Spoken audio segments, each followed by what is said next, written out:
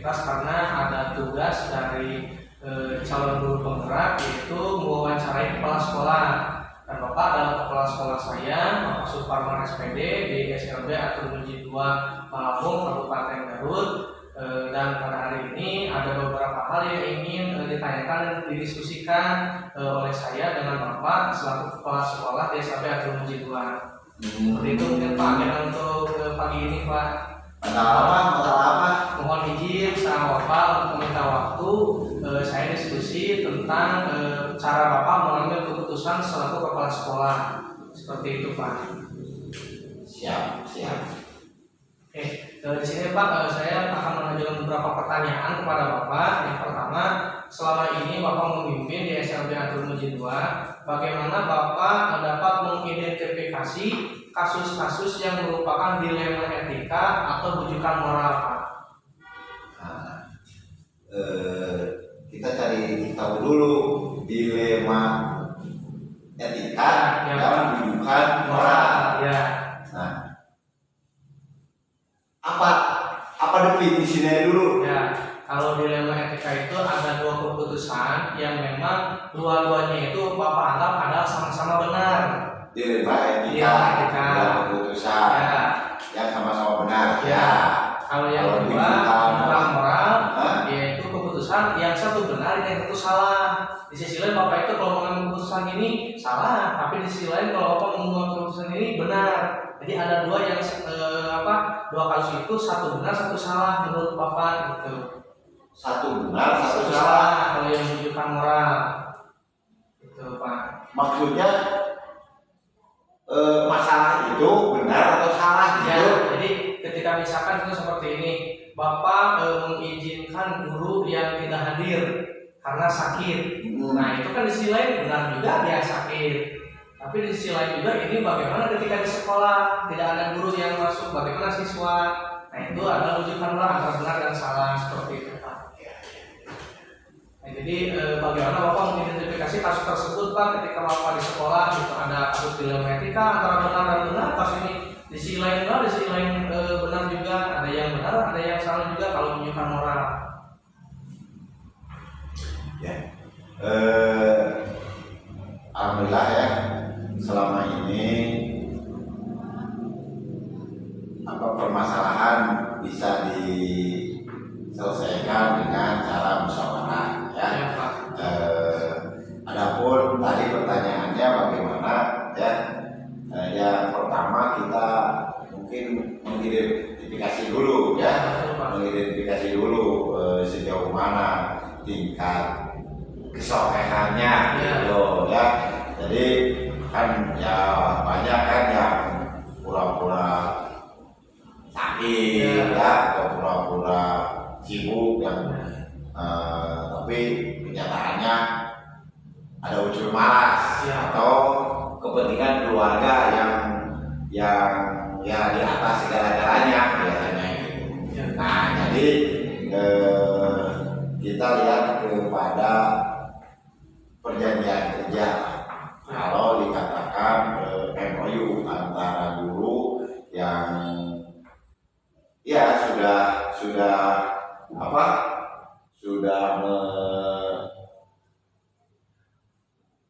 merasa dirinya sebagai guru, gitu kan, tupoksinya sebagai guru, apalagi kalau guru sekarang itu kan guru yang sudah profesional, sudah profesional, sudah profesi, berarti sudah lebih tahu tupoksinya masing-masing. Nah itu mungkin kalau dari segi apa tadi? Identifikasi kasus ya. Iya, identifikasi kasus. Bapak ketika ada kasus yang memang dihadapi oleh Bapak, yang tadi Bapak sampaikan, Bapak yang pertama mengidentifikasi dulu, mengklarifikasi kebenarannya seperti apa, sehingga nanti Bapak dapat memutuskan seperti itu Pak ya. Iya. Selanjutnya Pak, selama ini bagaimana Bapak menjalankan pengambilan keputusan di sekolah, terutama untuk kasus-kasus di mana ada kepentingan yang sama-sama benar Pak, atau sama-sama mengandung nilai-nilai kebijakan. Misalkan Bapak memutuskan perkara ini, tapi di sisi lain ini dua-duanya benar. Tapi bagaimana mengambil keputusan itu gitu Pak? yang tadi disebutkan oleh saya adalah itu adalah dilema etika gitu Pak. Yang dilema etika ya. Iya betul Pak. Kan di dalam kepemimpinan itu ada skala prioritas. Iya Pak.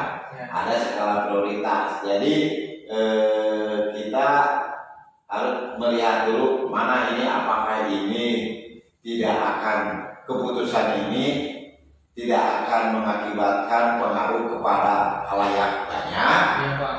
Apakah kasus ini hanya berpengaruh kepada individual. Ya. Nah itu. Ya. Jadi Bapak mengambilnya secara kepentingan umum gitu. Ya. Jadi tidak berdasarkan pribadi lah.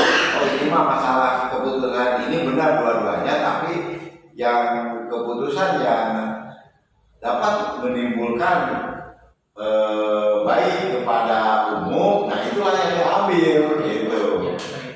Jadi intinya Bapak ketika mengambil keputusan adalah kepentingan bersama gitu. Iya, keputusan bersama. Oke, baik Pak. Untuk selanjutnya Pak, kira-kira langkah-langkah atau prosedur seperti apa yang biasa Bapak lakukan selama ini gitu Pak? Prosedurnya seperti apa ketika mengambil keputusan itu? Dari mana dulu? Kalau ada apa kan suka ada dasarnya gitu. Iya. Bagaimana Pak langkah-langkahnya Pak? Ya, ini kan masalah larinya ke asesmen. Oh itu. Ya. Pak. Larinya ke asesmen. Jadi sebelum kita mengambil keputusan kita itu mengadakan asesmen dulu. Ya Pak. Ya, mengadakan asesmen. Nah, ini kan permasalahan kan? Ya. Ya, mau menghadapi permasalahan. Pertama itu melakukan asesmen. Nah, setelah melakukan asesmen, kita kumpulkan hasil asesmen. Nah, baru kemudian kita mengadakan apa? Hasil asesmen itu mengadakan bukan wawancara, komunikasi ya. Komunikasi dengan rekan guru-guru gitu, mengadakan boleh rapat dinas ataupun ya kalau istilah sekarang coaching. Ya kalau istilah coaching gitu. Jadi kita melakukan coaching. Nah, setelah itu muncul kan permasalahan ataupun solusi yang akan yang bisa menyelesaikan permasalahan itu. Jadi dicari permasalahan ini, oh solusinya ini gitu. Jadi harus ada target gitu. Kapan ini akan bisa diselesaikan? Kalau permasalahan itu apakah dalam waktu 1 minggu, 2 minggu atau ya 1 semester gitu. Itu jadi ada jadwal. Nah, nanti setelah itu kita juga di dalam coaching itu nanti tindak lanjutnya yaitu kita mengadakan refleksi. Jadi hasil daripada apa yang sudah menjadi komitmen bersama, kita refleksi terus aja gitu berkelanjutan gitu. Ya Pak, memang dalam sebuah perusahaan itu perlunya tadi kata Bapak adanya asesmen dulu Pak ya. Kemudian kita mengadakan musyawarah, melakukan coaching sehingga keputusan itu ketika Bapak ambil betul-betul efektif dan tidak menimbulkan hal-hal yang istilahnya individual seperti yang Bapak sampaikan. Tidak merugikan kepada kepentingan umum. Gitu. Oke, selanjutnya Pak, ini ada hal-hal apa yang selama ini yang merupakan tantangan? Ini tantangan Bapak dalam mengambil keputusan pada kasus-kasus dilema etika, apa yang menjadi tantangannya gitu? Saya itu kadang-kadang bingung ini dua-duanya benar, tapi ini harus terpecahkan. Ini ketika tantangan apa yang menurut Bapak sangat sulit gitu Pak? Yang paling urgent itu perasaan. Ya, perasaan. Manusiawi itu Itu yang paling urgent itu perasaan itu. Jadi bagaimana kita itu memikirkan kebutuhan keperluan di luar pendidikan, tapi hubungannya sangat kental dengan pekerjaan gitu, jadi urusan keluarga, urusan ekonomi. Nah itu ya, itu perasaan gitu. Jadi nah itu yang paling susah gitu, susah ini bagaimana caranya gitu untuk menanggulanginya gitu. Itu. Jadi perasaan memang manusiawi Pak ya, antara kita mungkin Bapak dengan bawahan atau sesama dengan rekan kerja juga ya Pak. Kadang-kadang kalau mengambil keputusan khawatir nanti bakal adanya perubahan dalam individu tersebut, seperti itu Pak ya. Iya itu betul itu. Selanjutnya Pak, ini ada pertanyaan lagi, apakah Bapak memiliki sebuah tata kala atau jadwal tertentu dalam sebuah penyelesaian kasus dilema etika? Apakah langsung menyelesaikan di tempat atau memiliki sebuah jadwal untuk menyelesaikan bentuk prosedur seperti apa yang Bapak jalankan? Misalkan ada sebuah permasalahan, misalkan Bapak itu nanti aja ini diselesaikannya, ada jadwal, atau Bapak langsung menyelesaikannya pada waktu itu juga Pak? Oh ya, dilihat dulu permasalahannya. Ya. Dilihat dulu. Jadi apakah permasalahan ini urgent atau biasa-biasa? Ya. Nah itu. Jadi ada ini dulu. Nah kalau memang ini urgent itu otomatis kita melakukan dengan segera. Dengan segera. Ya, karena apalagi kalau pengaruhnya permasalahan ini kepada halayak gitu ya, halayak seperti kasus ada perundungan atau pelecehan seksual kan, urgent kan, langsung aja gitu, langsung kita mengadakan rapatnya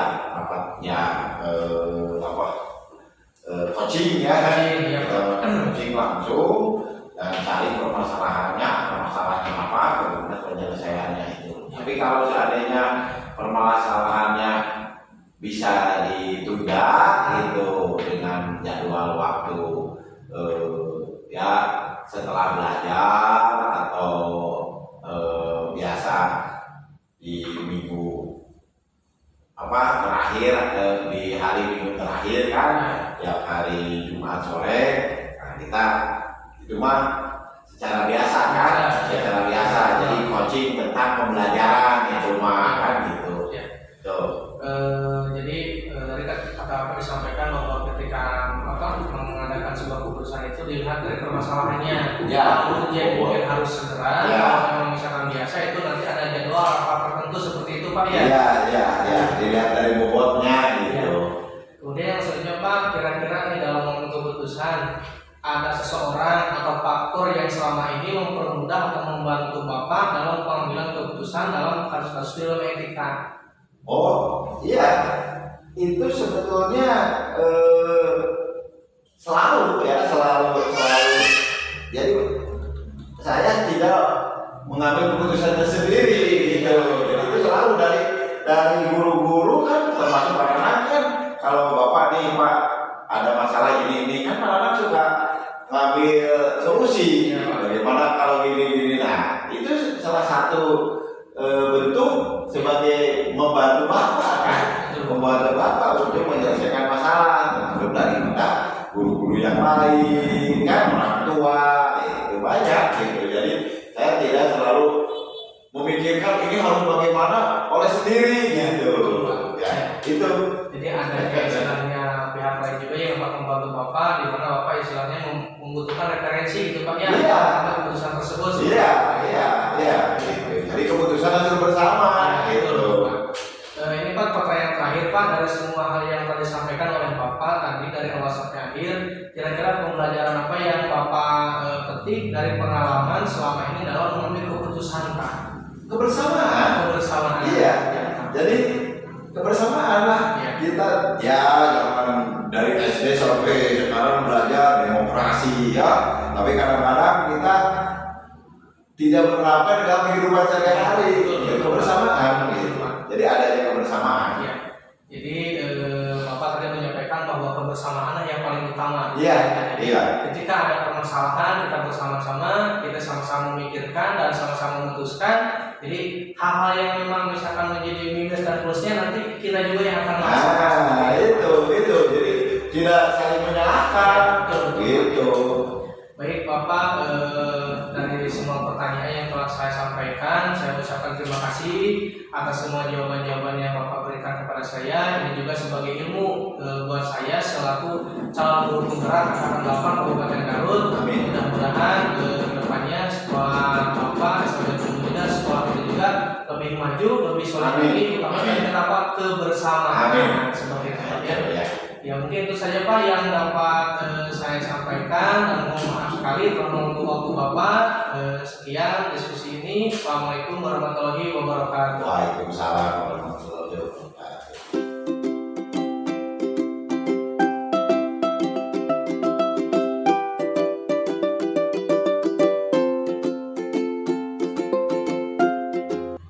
Bismillahirrahmanirrahim. Assalamualaikum warahmatullahi wabarakatuh. Waalaikumsalam warahmatullahi wabarakatuh. Pak Dede, apa kabarnya hari Pak Dede? Alhamdulillah baik. Bagaimana Pak Nana? Pak Dede, mohon maaf sebelumnya saya datang ke sekolah Pak Dede. Ini ada tujuan, yaitu saya sekarang sebagai calon guru penggerak angkatan 8 Kabupaten Garut. Di sini saya ditugaskan mungkin ya dari modul itu untuk melaksanakan salah satu tugas, yaitu wawancara kepada kepala sekolah.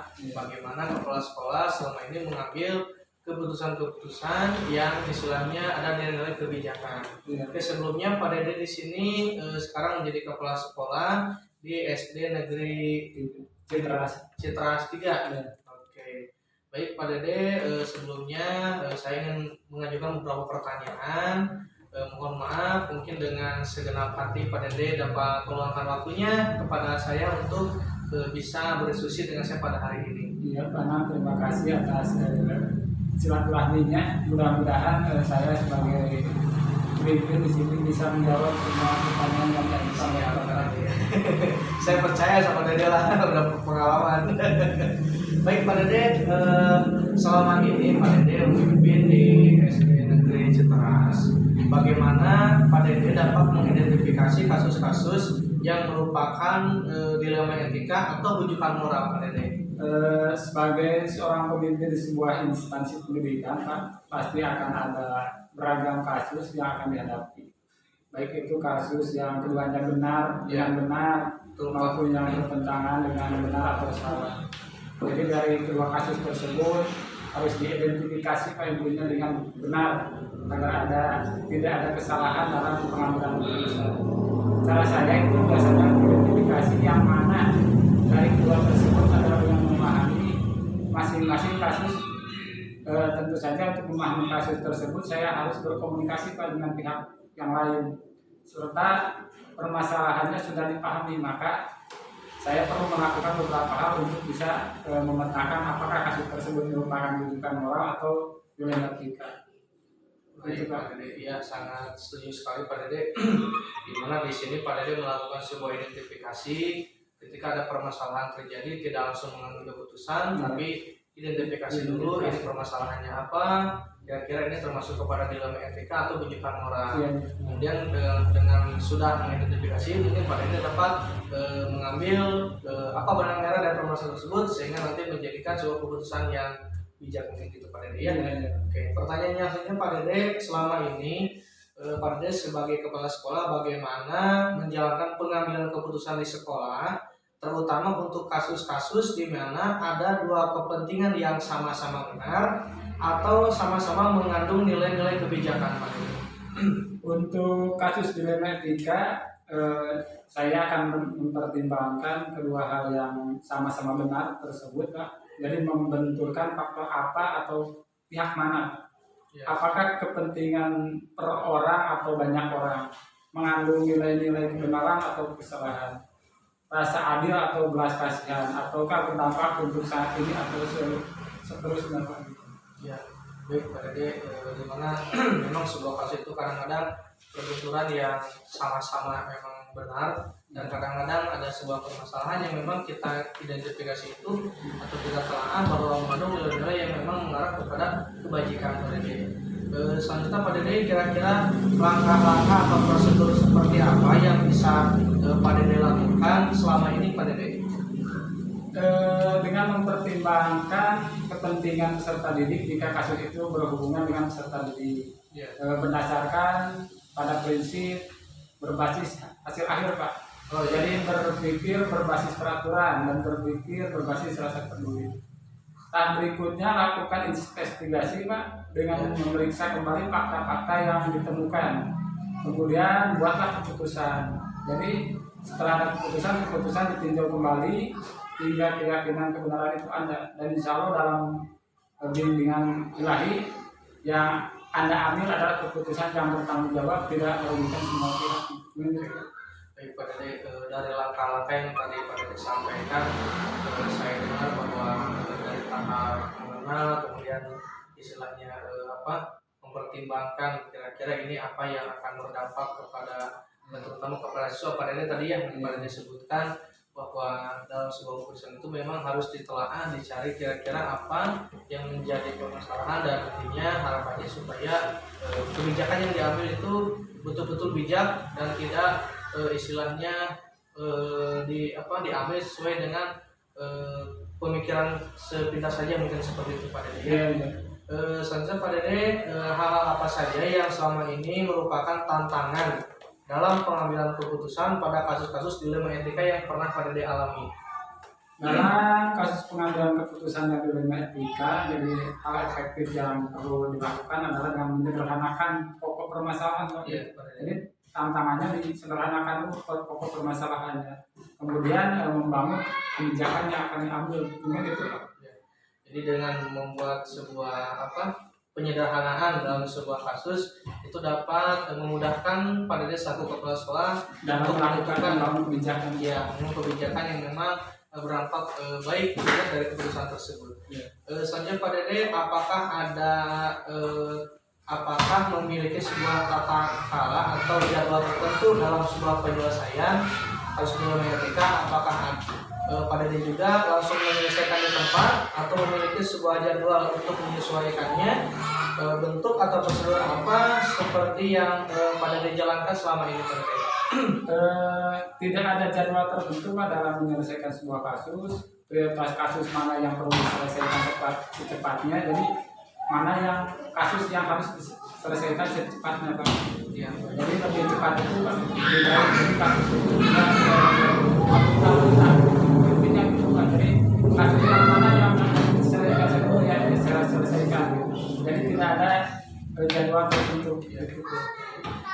Baik, barusan Pak Dede menyebutkan bahwa setiap kasus itu disikapi dengan secara cepat, tidak istilahnya atau misalkan menunggu jadwal. Kalau misalkan ada kasus yang memang atau permasalahan ini harus segera diputuskan, kalau menunggu jadwal penyelesaiannya mungkin akan berdampak khawatir juga kepada pihak. Jadi intinya lebih cepat lebih baik. Iya, Pak Dede. Selanjutnya Pak Dede, adakah seseorang atau faktor yang selama ini mempermudah atau membantu Pak Dede dalam pengambilan keputusan dalam kasus-kasus dilema etika? Jadi intinya saya melakukan komunikasi yang baik Pak dengan semua warga sekolah, pengelolaan emosi yang baik dan pemahaman tentang teori pengambilan keputusan sebagai seorang pemimpin itu menjadi faktor yang mempermudah dan membantu dalam pengambilan keputusan itu ini Pak. Ya. Jadi dalam sebuah keputusan mungkin Pak Dede istilahnya tidak bisa mengambil keputusan secara sendiri, nantinya karena memang kalau misalkan dengan pemikiran sendiri dan tidak ada komunikasi dengan yang lain itu sangat sulit, atau misalkan nanti khawatir keputusannya itu berpijaknya malah sebelah pihak dan malah banyak yang dirugikan seperti itu Pak Dede. Oke. Yang terakhir Pak Dede, dari semua hal yang telah disampaikan oleh Pak Dede dari awal sampai akhir, kira-kira pembelajaran apa yang dapat Pak Dede petik dari pengalaman Pak Dede dalam mengambil keputusan dilema etika selama ini Pak Dede? Dalam mengambil sebuah keputusan harus diidentifikasi dengan jenis kasusnya apa Pak Dede. Harus bisa dilakukan lebih awal dengan melakukan pengujian, lalu menyatakan bahwa kasus itu benar lawan benar atau benar lawan salah, sehingga menentukan paradigma apa yang kita pilih untuk keputusan yang bisa diambil dengan prinsip-prinsip yang tidak merugikan semua pihak. Itu yang biasa dilakukan di SD Negeri 3 Citra. Setelah dari Pak Dede menjelaskan dari mulai identifikasi kemudian menelaah kasus apa yang terjadi, kira-kira nilai-nilai ini termasuk kepada nilai kebijakan universitas yang mana, nilai etika atau misalkan uji Pandora itu sampai pada dia nanti menemukan titik akhir keputusan yang diambil. Saya istilahnya selaku calon guru penggerak setelah menelaah juga kepada Pak Dede dengan cara melakukan diskusi. Saya yakin Pak Dede adalah kepala sekolah yang memang dapat mengkaji permasalahan, tidak sepihak, tidak istilahnya otoriter, dan pasti melakukan kajian-kajian dengan baik supaya keputusan diambil itu ya istilahnya meminimalisir lah gitu Pak Dede terjadinya konflik ketika keputusan itu diambil oleh Pak Dede. Jadi diharapkan STKB mudah-mudahan kedepannya bisa lebih baik. Oke, baik Pak Dede, terima kasih sekali atas waktunya. Mohon maaf saya telah mengganggu kegiatan Pak Dede hari ini. Mudah-mudahan ini juga jadi bahan ilmu juga buat saya sendiri dan juga pengalaman diskusi dengan Pak Dede. Sekian dari saya. Assalamualaikum warahmatullahi wabarakatuh. Waalaikumsalam warahmatullahi wabarakatuh.